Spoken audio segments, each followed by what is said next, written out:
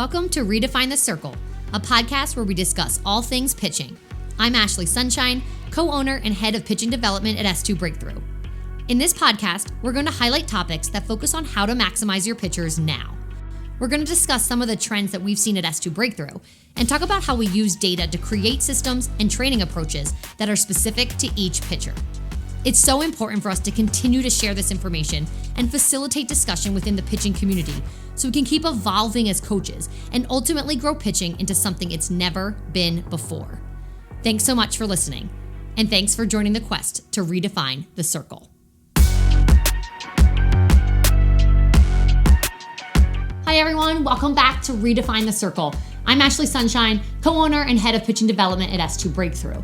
In today's discussion, we are going to look at another pitcher. So for those of you who listened last week, Series 4, Episode 1, we really introduced the concept of training roadmaps. Basically, how we lay out the pieces of each pitcher's story, understand how they're all connected, and then therefore build a really thoughtful and educated training program or plan of attack for that pitcher in order to reach her goals. And before diving into this week's pitcher and this week's case study, I just want to really highlight this concept of roadmaps a little bit further. So roadmaps to me are so critical and are often where we go wrong, I think, in the pitching world. What's important to understand is that really knowing the variables of a pitcher's story, like velocity and break and the efficiency of her motion and strategies she uses in her motion for when her trunk breaks down, her mobility, her movement capacity. All of these variables are swirling around her. And what's important to understand is how they ultimately come together, how they connect, and how they tell a story.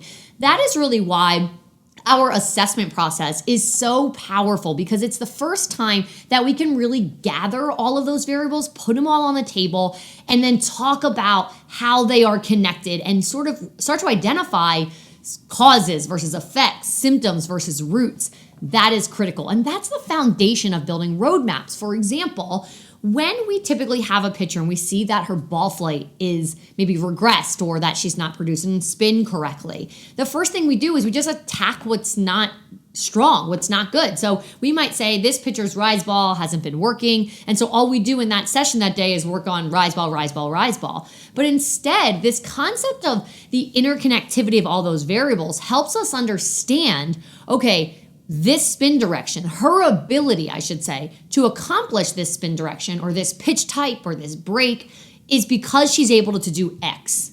And that's because of Y, which comes back all the way to Z. And so when that falls apart, I want to backtrack. I want to look at the variable X, then Y, then Z to see what has changed, what has regressed, or just simply, based on where she is in season or time of year, what's different about that story, or what variable is really affecting the others? And so when you just look at what's going wrong, you're only identifying the end of the story, and then you try to attack that.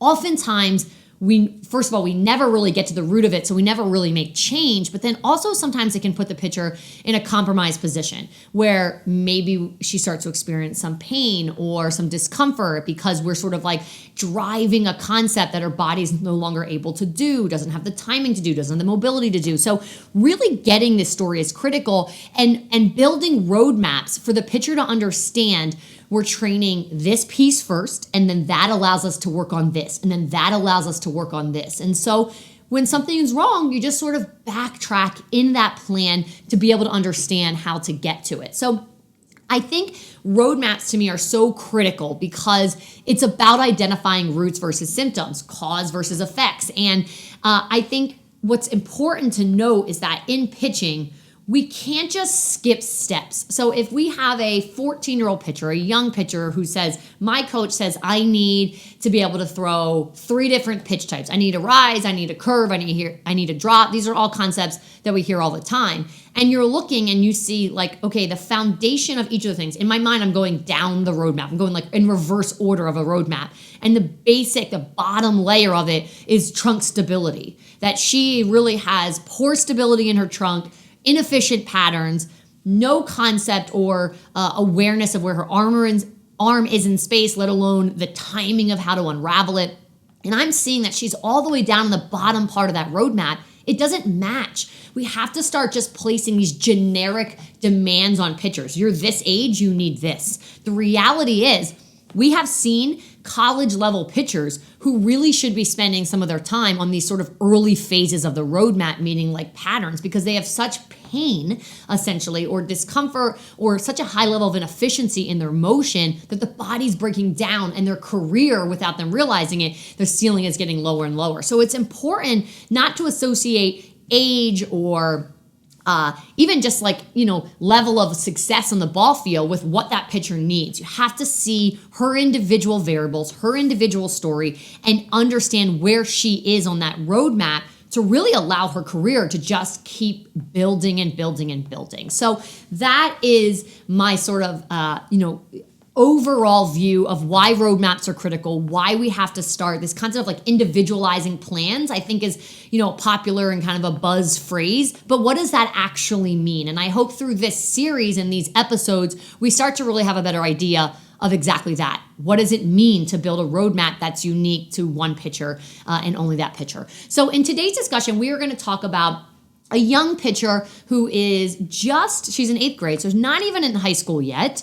She is several years post-puberty. I want to make that very clear. All of the athletes that we bring in these examples are several years post-puberty. We know that their body has stabilized since that time period, and that's critical because that's a criteria here at S2 Breakthrough to really, to attack training the way we do and in the way that I describe here in these series. So this pitcher, again, 8th grade, she's 14 years old, and she came to us, also a remote athlete, so doesn't live locally, but came to us with a couple things. One, velocity was a little bit of a standstill. She felt like she was just sort of, plateaued. We talked about this in a previous episode a few months ago about this is really the time period. Once pitchers have sort of stabilized about 18 months, 2 years past their first period, velocity plateaus. Not because their pitching coach is no longer any good or the training they're in is no longer any good. It's just they were going up in velocity up until that point because they were growing. That's part of biology. And then once the body stabilizes, once they hit puberty and the body stabilizes, then the plateau hits. It's really kind of like tale as old as time. So that was something that she wanted to address. What are the things that I should be doing to make sure that I don't get stuck at this velocity? And then in addition to that, was already experiencing some pain, discomfort in the thoracic region of the trunk. And so some issues with the way the scapula moved around the rib cage, causing a little bit of shoulder discomfort. And so came to us knowing early on, maybe we're not necessarily in injury world yet, but we can see that we have discomfort around the motion that we want to get out ahead of, which was awesome. So this pitcher, if you remember last week's pitcher we talked about, was a super high velo pitcher, had just regressed because of in season. I think that is something we see a lot. But I also think this scenario this week is something that a lot of viewers, listeners are going to relate to. This just sort of like early teenager is really trying to push for velocity, but kind of senses like I'm pushing in the wrong ways and my body is already starting to tell me like something's not right. And so hopefully this is a pretty relatable story and a pretty relatable case study. So what we found in her assessment, this was December or January, just a few months ago. She came to S2, and in her assessment, we saw some pretty typical results. Mobility, nothing crazy, but a lot of mobility challenges, particularly with rotation. When it came to trunk control, and I'll show these results in just a bit when we go to my computer and start looking at some of the visuals, but her trunk control, her stability broke down pretty early. Again, all this is pretty typical for a young athlete, so nothing of surprise there. And we saw a lot of inefficiencies in her motion, and I'm going to kind of start with that, just showing, where she was trying to drive energy from and where she was not getting energy from, and why, some of these were a little bit of, I don't want to say cause for concern, but we knew this is the kind of stuff, the strategies in which she's using in her motion to be able to decelerate, to be able to generate energy in the first place, are really increased, putting her at increased risk of injury. And at her age, at any age, but particularly a young athlete, we want to make sure we squash that right away. So let's turn our eyes here to my computer. And I'm just going to look at a behind view of this picture and scroll through. And what we're going to see, what we noted in the assessment was that, she really struggled with the concept of creating tension. And so what we saw in her biomechanics, and right now I'm just going to start with her video, is that the pelvis really didn't know how to command the sagittal plane. It got stuck in hike. It rotated during load. You can see as she gets into her load here, the end of her load phase, the body's starting to rotate. She's really upright, which we can see from the side video, really upright. And so there's no tension. She will kind of like take a step with that front foot, just tensionless regarding her ability to put force into the ground, apply force with that front foot into the ground, and then be able to feel stretch or tension all the way through the posterior side of that right hip. So no doubt about it, these are common things that we see. What's unique about each picture is that when they fail to really put force into the ground and really create tension through the lower half, the strategies that they use in their motion are really unique. The body is complex and no two people are exactly the same. So what we started to see here with this picture was that, she really started to launch, fell into some early rotation here. Her anterior core was pretty severe, meaning it wasn't, in our assessment, it broke down in 2 planes or more. We can see that by her glove arm going up. You're really just wide in the motion. And without getting into like every detail of what we saw in biomechanics here, essentially what we saw is the trunk never held tension. It never created tension in load. At launch, her levers just sort of sought all of that tension, meaning they're getting wide, they're getting stiff. She's in hyperextension through the chest. Later in this episode, I will go through her biomechanics analysis so you can see those things. But the trunk itself really was not carrying any tension. And so the challenge is that as she's trying to rotate, when the trunk is not doing its job, other segments of the body do it for you, whether it's the levers, the neck position, and she had a little bit of both. So her deceleration, this picture, she's really, working hard to generate energy, but it's not happening or not coming from the right place. Her neck position really got compromised. This is something we see a lot. Basically, when the trunk is not rotating well because it's not in good posture, then the final rotation during the deceleration phase will often come in that neck position. We see that here with this picture. And in addition to that, we also see, to get her toward the end of the motion here, late trunk arm timing. As she lands in that stride foot, what we'll see is that she's approaching layback here. So everything's decelerating at the same time. We know that neck is taking the brunt of it, and then certainly this knee extension here. And so neck positioning, knee extension, these are all strategies for her to be able to absorb force at the end of the motion. A result of trunk not being stable enough, trunk arm timing not being strong enough, so the timing of her deceleration phase was not on point. And so these strategies are what the body used. We don't just attack the strategies. You can't take someone's strategies away. You have to go back to the root of what's going wrong and start to essentially make sure the trunk is participating more in the motion, is holding up its end of the deal in the motion more, so the body doesn't have to rely on the wrong segments, the wrong joints to be able to decelerate, to be able to rotate, etc. So that's what we saw here from the assessment.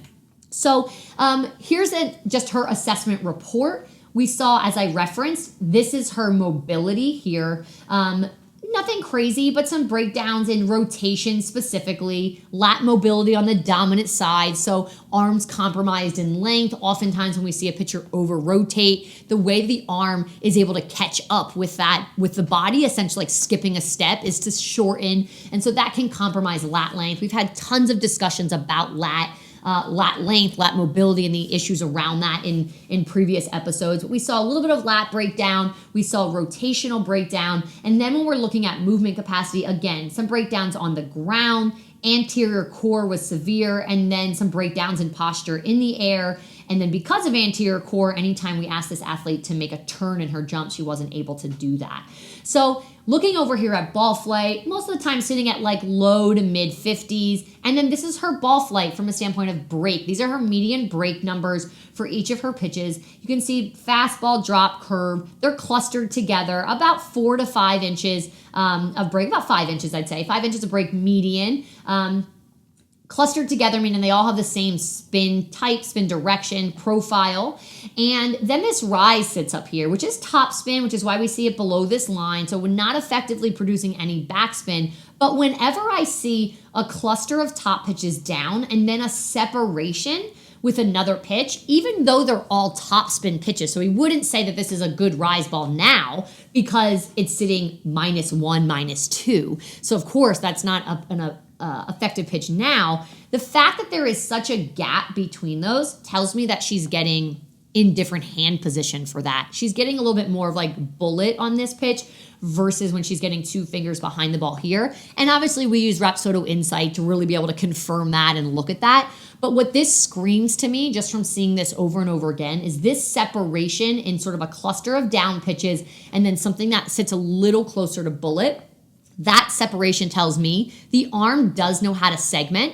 The arm does have some variability. The hand position does know how to change when it comes to throwing different pitch types, but the trunk is in such poor position, or the trunk is doing such a poor job, that the deceleration phase of the motion is a mess. And because of that, the arm can't come through. This is almost always, so the overwhelming majority of the time, this is what's happening. So for all of the coaches out there that when spin or break is not in the right position, we just attack, like spins and arm action. And in reality, the arm is like the rock star, what I've seen in the majority of cases. It is pushing through everything it has, and it's being blocked. It's being blocked in timing. It's being blocked in its ability to decelerate effectively because of the trunk. And so that is critical. So this little bit of separation between those pitches tells me right away she has arm action that can grow into something great. She absolutely can grow variability and spin direction. I can see the arm coming through with this story, but we're going to be looking at some trunk issues. So that's the assessment report here, sort of like in a nutshell. And again, that was the motion that we saw, just like a lack of tension through the body. We obviously look at biomechanics first and foremost to make sure that we can really see what's going on with the trunk, that the levers were taking on such a huge role, and then ultimately taking on the role of just decelerating all of the body's energy at the end of the motion, which is really not a great place to be in. And so we certainly don't want to chase velocity when that's going on. So let's go back to this concept of like roadmaps and understanding how variables are connected in a pitcher story. This pitcher, and when we gave the debrief, we gave essentially, told her you have options. If you want to go up in velocity, what you can do is you can sort of treat pitching as if it's a silo over here, and then pitch this, treat this concept like speed, power, strength in a separate silo. And what will likely happen if you do that, if you're just like, I'm going to get stronger and faster and, go up in power and all these things, and you just treat pitching as something separate, what will likely happen is your patterns will stay the same and you will be stronger and more powerful. And you'll just put that fuel onto that fire. And so that is when we actually see pitchers at very high risk of getting injured. Oftentimes we don't see it, when a pitcher has poor patterns and she's sitting in this low mid 50s range. It's like there's just not quite enough energy in the system, quite enough power being produced to sort of put her over the edge of where she's really experiencing pain. But if you take those same patterns and now you're sitting upper 50s, 60, low 60s, mid 60s, it's another ball game. So you don't want to do that. You have to start from the bottom, attack the inefficiencies, not only to be able to put more fuel on the fire eventually, but because attacking the patterns themselves is a way to become more efficient and will add velocity. So in series 3, one of the first few episodes, I talked about sort of this organic growth of velocity, this idea of making sure that we are becoming better movers outside and inside the motion, that there's more efficiency in the motion, meaning a more efficient kinetic chain, less energy leaks from beginning to end of the motion, and that alone produces jumps in velocity. So that's really how we attack, particularly at this age for this athlete, how we attack velocity to start. And so obviously, they understood this story, they understood sort of like those different options, and were on board to get rolling. So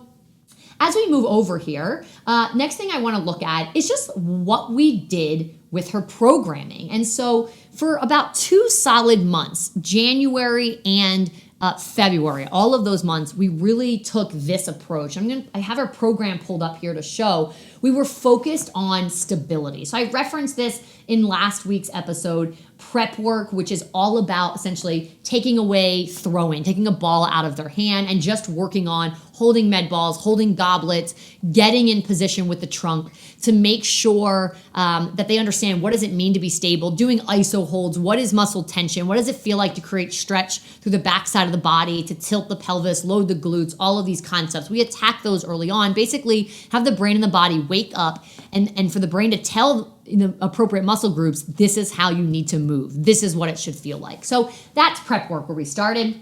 And then in her plyos, I just want to kind of note a few of these things that we're seeing here. A lot of one-step walk-ins and pause drills. These are the things that the two drills that we really focused a lot on for her. One-step walk-ins where she's just essentially taking one step in, going through a motion, just kind of think about if you were just having an underhand catch with your partner, like real relaxed. But when we do these, we really try to focus on actively. So before every one, we always say pull the chest and the butt together, like activate anterior core, or imagine like the trunk is a mouth. We want to go mouth closed, pull the ribs down, and then let the levers be relaxed, let the levers stay in the right direction. It's essentially a really simple drill, but with high intent to understand tension belongs in the middle and the levers should be relaxed and in the right space, in the right direction toward the target. So to starting with that concept, and then these pause starts where we have athletes then go through their weight shift, get into their load, and iso hold there. Not because they want to iso hold at 100% intensity when they're on the rubber, because iso holds are sort of anti-power, but for the sake of a drill and being able to translate this prep work, this concept of like, what does it feel to have the right tension in my load? Am I appropriately putting force into the ground? Am I in the appropriate tilt? Is the backside of my body loaded, not just the front side of my body? All these things they worked on in prep work, we need to translate that into the motion. So these pause starts are an opportunity. I always say the pause is like a checkpoint. Load, make sure you feel that you're in the right position, and then you take off and let the body unravel. So just so much work on tension and where tension is supposed to be held. Obviously, the backbone of her program is strength and conditioning and the appropriate strength and conditioning that Carly wrote for her. But while she's really allowing the body to increase its capacity for movement, both with stability and mobility, I have to make sure from a pitching standpoint that it's like a two-road highway there, that we want to make sure that like as she's gaining capacity outside the motion, that she all along the way is learning how to utilize that and to get in the right position. So that's what her program was really centered around, those two drills back and forth, back and forth. If we glance back to this, what you're also going to see, there's a lot of cycling, meaning I have her go through things and then she's going back into some med balls. She's going up from 50% to 75%. She's cycling back 50%, 75%.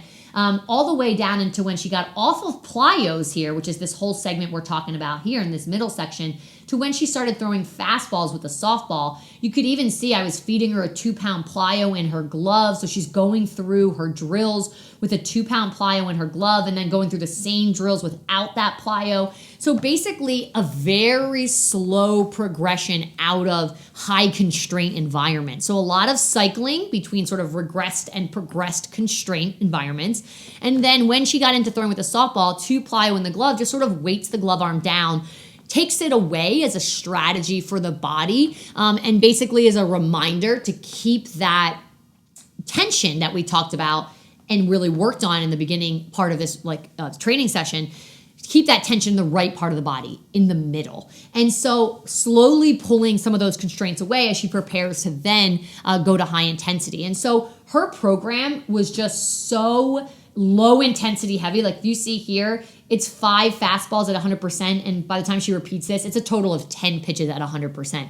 So many low intensity pitches, all about cycling, a lot of iso holds and tension work. It was a very, very, very pattern dominant sort of like approach or focus to the first part of this program. And that was clearly laid out for her. There are 3 days for the training programs that we build. And so what you'll see is that will stay the same for her in each day. And then essentially I just sort of sprinkle in some of her pitches. And the reason why I sprinkled in some of her pitches, most of the time she was in like the heart of off season. So I didn't feel like she really needed to be throwing pitches, but especially with a new athlete, buy-in is really important. And so I want to make sure I'm always trying to meet them in the middle, explaining to them, this is the heart of your program. And then basically, as long as we're just sprinkling in some concepts that I know are more about them and their comfort level versus just it taking over the heart of the program, then there's really no harm in that. And so I think if this pitcher goes 2 months without throwing any of her pitches, she's probably not going to feel like this is exciting and fun, and it's probably going to take away some of the like joy of training and programming. And so I didn't want to do that. So I kind of sprinkled in pitches with no real approach to them and just more from a buy-in standpoint. Redefine the Circle is brought to you by Rapsodo Softball. Whether it's at the plate or in the circle, Rapsodo delivers all the data needed to enhance your players' development and to give us a platform to become more informed and better coaches. Rapsodo pitching is absolutely critical when it comes to maximizing your pitchers. In addition to measuring velocity, pitchers and coaches get a detailed look at all of the ball metrics that influence break: spin rate, spin direction, gyro degree, spin efficiency. Together, these metrics tell a story about a pitcher's data profile. And to grow that profile and ultimately maximize what that pitcher can become, understanding the metrics is a must. Rapsodo not only provides high-level feedback in the moment, but also creates back-end reports so coaches and athletes can visualize and fully understand the entire story and how it's progressing. Rapsodo is such a powerful tool.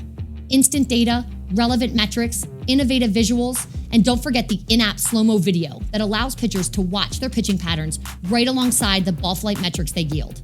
Bottom line, Rapsodo is a must-have in the world of player development. See the data, feel the results with Rapsodo's softball technology.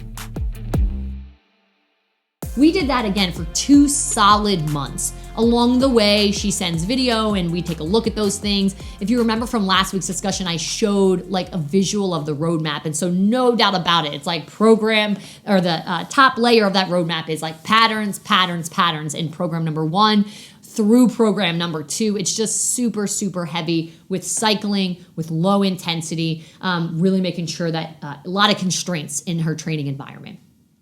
When we got to March, so I'm going to click over here, and when we got to the 3rd month of her training, her patterns just through video looked a lot better. And so I still didn't feel comfortable, taking her out of the pattern-focused portion of her roadmap, but I wanted to slightly progress it. And so here's what those progressions look like.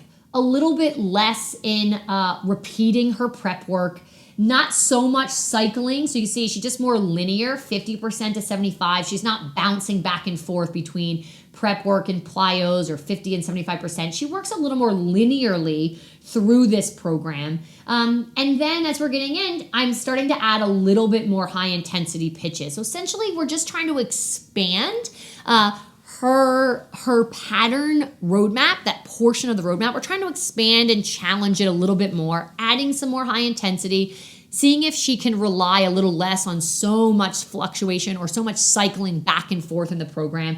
And that's where we held. You might notice also that in plyos, I gave her what I call plyo variability, where she's throwing just slightly different weights. I've talked about this in previous previous episodes about this is really about just maintaining or being able to understand the arm has multiple timing mechanisms of when it can unravel. That's at the foundation of being able to throw pitches that have different spin and different spin profiles, essentially. And so when I noted in her assessment report that she had that rise ball that sat a little separated from that cluster of down pitches, even though it's not an effective pitch now or doesn't have anything special about it now, I wanted to preserve her ability to have some variability in that arm. So I just started to sprinkle that in a very sort of background way. Still not necessarily like, if you remember from last week, we talked about how we moved from patterns into arm variability. I want arm variability to just organically grow through patterns. And this is just a way to sort of like, again, in the background, add that piece in. So this got us all the way through the month of March. Again, this is a just super, super pattern heavy, but she saw her progressions. Just so happened then that at the end of March, we had a mobility reassessment virtually for this athlete. Take a look here at what this showed. This was her assessment on the 29th here, what we had mentioned earlier, her initial assessment at S2. She completely cleared her mobility in her reassessment by the end of March. And this is so incredible. When we assess pitchers who are later in high school and college, it's not always the goal to make sure that all of their mobility ends up being green, because oftentimes what we might see in their story, in this roadmap, if you will, that because of a lack of mobility here, Their strategy is this, and that strategy gives them the ball flight that makes them special. And when we tell stories like that, it's important to know that, because if we just get rid of mobility or we just unlock mobility they didn't used to have, that can make everything unravel. And we're talking about pitchers later in their careers. We have to be careful with things like that. We don't want to do that. But when we're talking about young pitchers, remember this pitcher was 14 years old, we want them to be as clean as possible, a clean slate, a blank canvas. They have so many years ahead of them in their careers. We don't want to be working around mobility challenges unless they're structural, meaning there's something that's not going to change about the body. We want to make sure that gets clean. So the fact that this pitcher made such changes, she was super disciplined in her remote training system with her warm-ups and the workouts that Carly wrote for her, then that was just critical to her being able to make those changes. Moving down here, we have movement capacity. And what we saw here was also incredible changes. Just one 12-week gap for her, one cycle when we went through this reassessment. Totally clean on the ground. Improvements in anterior core. So you can see this in anterior core, only one plane left to go to clear instead of two. And then so much cleanup in the air as well, particularly in these broad and lateral jumps. So managing the trunk when she was in the air and ultimately force absorption following those jumps cleaned. This was an incredible story for her. It was just amazing to see those jumps. So it's important to note this because now we are talking about a totally different athlete than what we were in the end of December when we wrote that roadmap. So I can't just take an initial assessment, write a roadmap, and go along that roadmap as if it's always the same kid.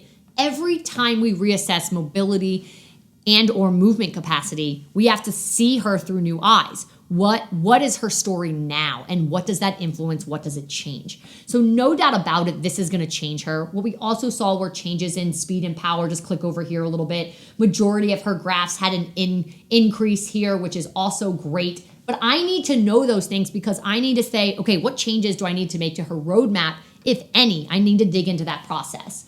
So moving into her ball flight data, this pitcher actually also, like the pitcher from last week, also has an individual Rapsodo unit at her house, which is super convenient because we're getting data all the time. I'm able to look at that data and then we're able to just track her story even though she lives across the country on the West Coast. So what I could see in her data is that velocity had stayed neutral. I'll talk about that in a second. And then from a ball flight standpoint, we're still getting this cluster of these down pitches, this drop, curve, fastball change. They're all pretty clustered with some varying horizontal, but as far as vertical break is concerned, they're clustered together. And then all of a sudden, here comes this rise ball. Here comes this backspin piece. This is what I was seeing in the initial assessment. If the trunk starts cleaning up, it's going to start to open up an avenue that arm did not previously have. And we're going to see shifts in ball flight data. So like shouting from the hilltops here, when the trunk cleans up, when the trunk becomes more stable, rotates better, decelerates better, ball flight data then has an avenue to just change dramatically. And so the number one thing that I have seen that really where we go wrong is we attack ball flight data, we attack pitch labels by attacking pitch labels. And we have to understand what they are linked to. So when we only attack spins and understanding backspin versus topspin without understanding what's blocking that spin from occurring in the first place, then we're on this merry-go-round of never actually changing. So for this pitcher, I expected to see a shift as soon as she made those cleanups in just mobility, movement capacity, and then obviously in her motion, we start to see some things come through. And as a whole, you can see that she used to have about 5 inches of break on that down the sink pitches that we have here. And now we're sitting at almost 2 inches. So you can see her whole pitch profile came up a little bit. And so it's not necessarily that she's creating more separation between her pitches, but she's creating a new neutral. She's a little bit more backspin, bullet spin based, which really matched what we saw at the assessment. And so now that we are getting the trunk in better position, that neutral is starting to come through. So again, I'm seeing mobility is clean, totally clean. Movement capacity, she's stable on the ground. Her anterior core is decent. She's relatively stable in the air and it's absorbing force minus, a couple more complicated jumps where we're asking her to make a turn in the air. Her power's gone up, but her velo is a constant. why would her velo be a constant? Every bit of her training program leading up to this point had been low intensity focused. It was pattern focused. So yes, patterns can ultimately increase velo, but we were never training in a way to sort of like move fast, because every time this athlete in the past had really had something in her program that was about moving quickly, all of the tension that she was trying to create would just sort of, unravel. It would go away. She'd become very flimsy in the body. And so it just so happened that the week after this reassessment, this athlete came back to S2 for a training session, spent 2 days here. And this was an opportunity for us to say, okay, you're a totally different athlete. Let's show you your data. Let's talk to you about why you're a totally different athlete. Let's see now what you can handle in the pitching motion, because it very much seems like we can now push your programming to start to essentially increase intensity a little bit more and start to really see if we can push to see some velocity gains based on just what we're seeing in the data. So scrolling back, let's go back into essentially what we saw when she came here to S2. So looking now at this computer, we're looking at her biomechanics. This was her original when we were back on the 29th of December. And I'm just, without going through the entire graph, I want to point out 2 main points. The first point is that what we saw without this tension, when she got to the back of this load period where the body rotated into that backswing, what you could see is the pelvis already started to rotate. There was no tension, nothing supplying force or really anchoring into the ground here. And we could see that here in this graph. And then going to sort of, I want to talk about the bookends of her motion. You can see that when she's getting into layback here, she's getting into some hyperextension, and all the way from layback into ball release, it just gets further and further into hyperextension. So her way of being able to absorb force was just to arch the back, extend that knee, as we saw the neck position in that video. And so these were the deceleration patterns that obviously we saw initially and did not like. Now scrolling over into the biomechanics graph of when she came back in early April, what we saw is at this max point of rotation when she's getting into this load. Now we are no longer in this big dip in red. She's neutral in that pelvis. She now understands what it means to keep the pelvis neutral. Obviously, her mobility changes really help this. So now that she's able to rotate the upper body without the lower body going with it, that was something we saw in her mobility. She now has the capacity to do that a little bit more in her motion. But you can see here, she's got this big backswing. She's letting the upper body rotate a little bit more, which we can see in this graph. But she's still holding that pelvis nice and neutral, nice and tight here, which is what we want to see. And so going to the same bookend of her motion, what we were seeing now is that she's getting into this max hyperextension right at the layback point, which is what we'd like to see. That's really why that backspin was able to be born for her. And now as she gets into ball release, look what happens. She's understanding now how to use that anterior core, put on the brakes. She's in better hike position because of the pelvis doing more work in the motion. And now she's back to neutral posture here instead of just big extension and decelerating from the wrong place. So what this looks like from the standpoint of video is this. So as we're coming through, what we can see is that she's getting in her motion. Just take a look at like her posture, so much more neutral. In her old video, there was much more posture breakdown, almost like she was angled in this direction. Posture is so much more neutral. Glove action is so much more on point. Still, you're gonna see a little bit of neck action. This is not like, okay, all of a sudden everything is perfect, but we can see so many changes here in her body's ability to just rotate well, to stabilize and decelerate well. So again, putting force into the ground, not letting everything rotate early. Posture looks good here, not relying too much on the levers to create launch. And then when she lands, now we're in good trunk arm timing, which allows her posture to essentially happen on time. That's where she's getting extension, where she can get into a good layback position. This is why now she's able to throw backspin and why her neutral is backspin. And as we saw in the biomechanics graph, that when she gets through into deceleration, she's much more neutral here and then not so much extension of the back, extension of the knee. So no doubt about it, major progress here outside of the motion through so much work in her initial 3 months of programming. changes were made inside the motion. And so now we felt confident that we could go ahead and push her program in intensity a little bit more. And so I want to note, when I say that we're pushing her program a little bit more, this is not like, now you can throw underload. Now you should be throwing at, over maximum intensity. Like, this athlete is still 14 years old. She still does have strategies in the neck. She's not a perfect rotator. Slow and steady wins the race. In my mind, I see numbers like 65 plus for her in 2 to 3 years. So we just want to slowly make sure that we're building the right base so she can keep getting to that. The approach is not to take an athlete and as soon as they look like their patterns are decent, to just fuel them as fast as possible so that we can post on social media that we've hit 63 miles per hour when we're 14. If you're so quick to race to that number just to show it, likely then what's happening at the base is that it's not stable enough and it won't hold up over the long run. And so this is just communication that I have with this athlete and her family to make sure they understand that this is the way we're going to fuel it in a very slow, progressive way.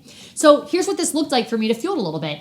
Following that visit, we went into her April programming, made some changes to her prep work a little bit. Plyos got shortened down a little bit as far as just like not needing so much about iso holds. What you're going to see in here is that we started using these bounce starts. When we introduced these bounce starts to this athlete in her initial assessment, again, as soon as basically what these are is you get into that iso hold for tension, like pause start, and you create these really stiff bounces against the ground, like prep for power, prep to use the ground to get into hip extension really quickly, but you have to do it and maintain muscle tension and maintain stiffness while you're doing it. And in the initial assessment, this athlete could not successfully do this drill because when she started to jump, everything started to lose tension. So we introduced these back in. She handled them beautifully, not random. Think about what I showed with her now movement capacity, her trunk control, her stability, both on the ground and in the air. So we now added that component in to basically, let's really talk about transitioning that tension into the launch phase using the ground a lot faster. That's really the way that we're starting to increase intensity of her program.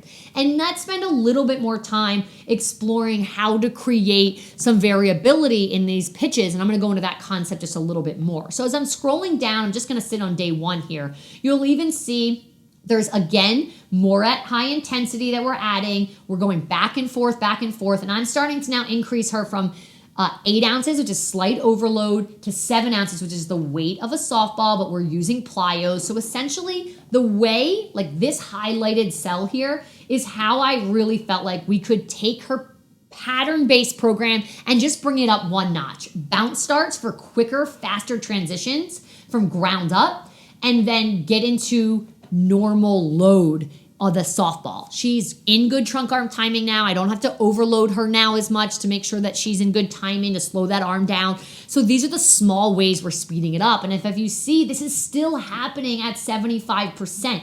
This is not like I'm just like, go, go, go, run, sprint, jump, lunge and jump, burpee and pitch, all these crazy things. It's just a slow way to start to challenge if she can maintain her patterns by pushing them a little bit more.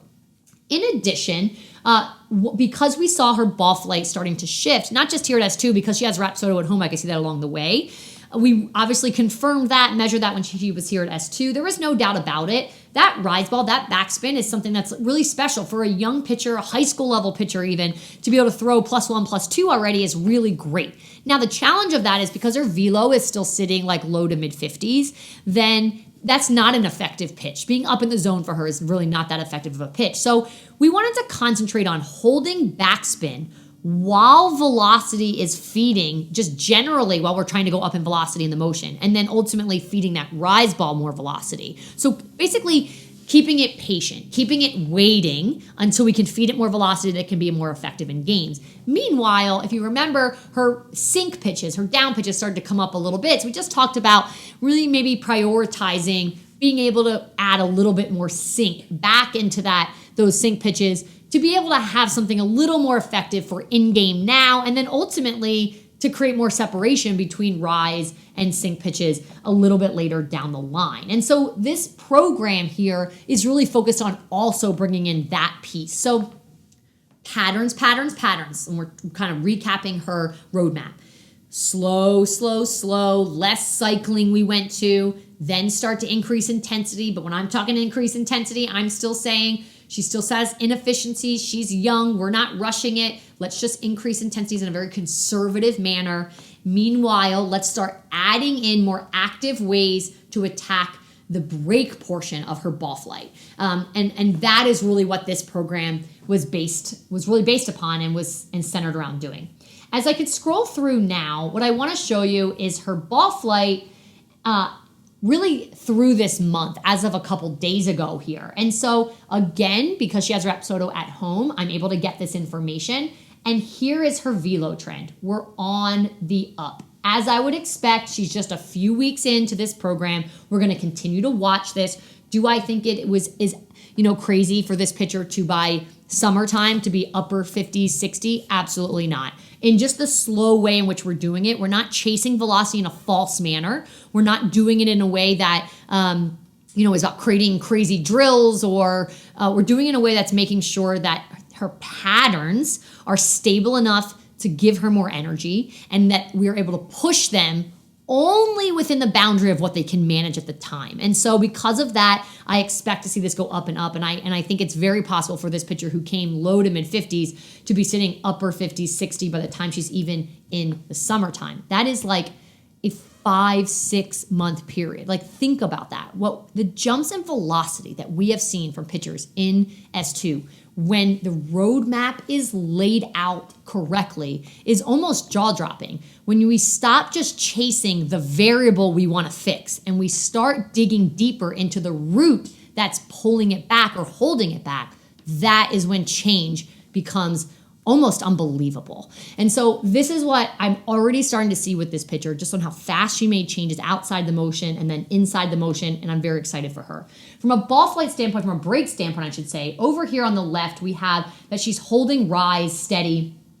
I took the approach, this all pitch here is a low intensity drop. We took the approach very similar to what we talked about in last week's episode of trying to grow ball flight by spending more time training and tracking low intensity. And this tells me right away, essentially that trunk, when she's at 100% intensity, is still blocking her ability to change position with her arm action and her hand position on the ball. And so when we just pull that back a little bit and we allow her trunk to be in better position, her top spin is actually really strong, and we're at about 6-7 inches. So we're just really holding that approach and waiting and watching to see if we can get some of these down pitches to start to grow when they're at high intensity as well. So we're watching velo, we're holding backspin, we're actively trying to grow a little bit of sync here through a low intensity approach. That is a part of her now roadmap.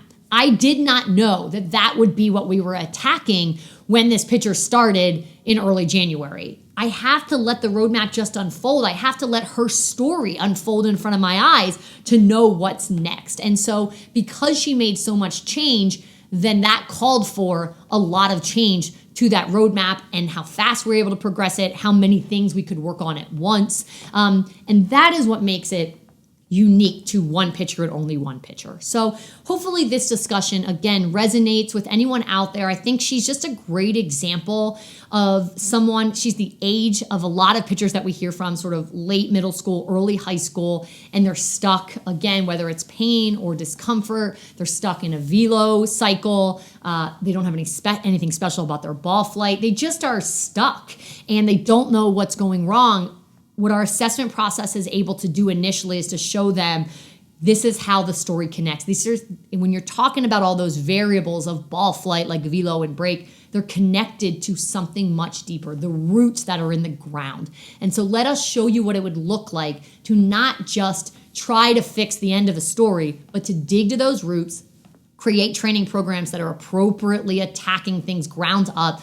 And that is when we start to really see things change. So her buy-in to that system and that process has been extraordinary. To just be 4 or 5 months into her program and for these changes to have been made, I just hope that shows everyone out there, like, this is not insane to see for us. This happens all the time. It's possible to make change when you attack things appropriately and you build the right roadmaps. So next week, what I'm going to show is an athlete where the data essentially was showing us that the direction we were going actually was not on point, that the data was trending down and we had to make changes. What were those changes? What were the variables we were trying to chase? I'm going to lay all that out next week because it's very important that I make it clear that the roadmap isn't always perfect the first time. Sometimes the data trends show us that we have to make a shift, and I think that's important to show here. So next week, we'll go into depth with another pitcher and her story, really focusing on those pieces.